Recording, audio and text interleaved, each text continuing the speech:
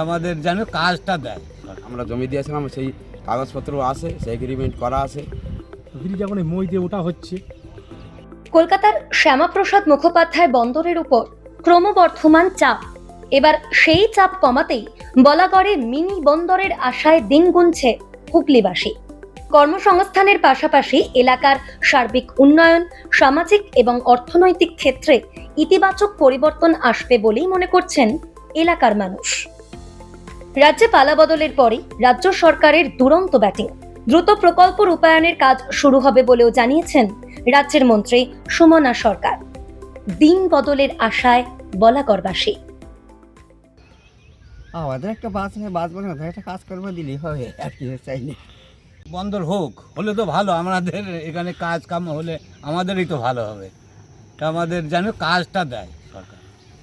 এখন কি করেন? এখন এই আমাদের এই যে জমি আছে চাষবাস করি, সরকার যতদিন না নেবে। আমরা কাজকর্ম পাই, ঠিক আছে, সেই ব্যবস্থা যেন ওই ব্যবস্থাটা যেন ওই নতুন সরকার যেন করে, এটাই আমাদের দাবি, আর কিছু না। সরকার এখন নতুন সরকার এসছে, বন্দর করুক, আমাদের কোনো অসুবিধা নেই। এখানে প্রজেক্ট হলেই ভালো। আমাদের যে সমস্ত লোকের জমি জমা গেছে, আমাদের এখানে যারা লেবার শ্রেণী কাজ করে, আমরা এখানে যাতে একটা করে কর্মসংস্থান কাজ দিতে পারে, সেটাই আমরা চাই। 1996 সালে বাম সরকারের আমলে সিএসসি বিদ্যুৎ কেন্দ্র করার জন্য 1100 একর জমি নিয়েছিল চাষিদের থেকে। কাজও শুরু হয়েছিল, ব্রিজ, রাস্তা তৈরি হয়েছিল।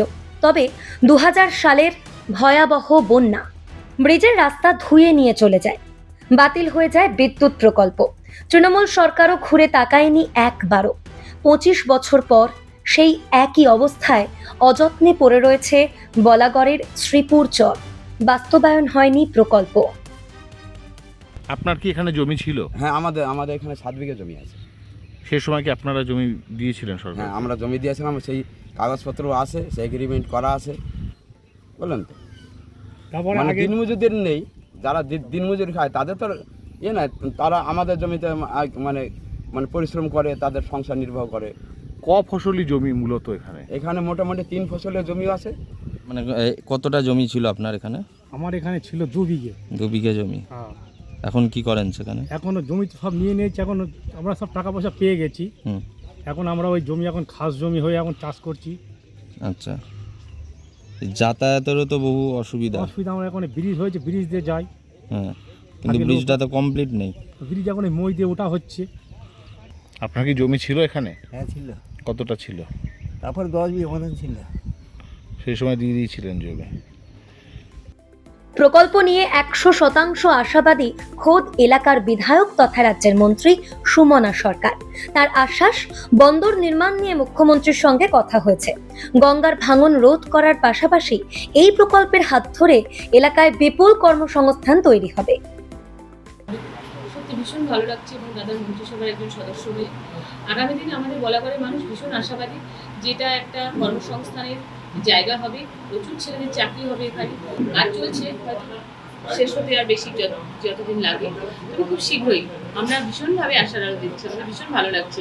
বলাগড়ের মানে ভীষণ উচ্ছ্বসিত এবং ভীষণ আনন্দিত। 25 বছরের খরা কাটিয়ে বলাগড়ের এই মিনি বন্দর কি সত্যি হুগলির অর্থনৈতিক চেহারা বদলে দেবে?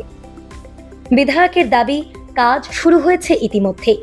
বলাগড়ের সময় বদল এখন স্রেফ সময়ের অপেক্ষা।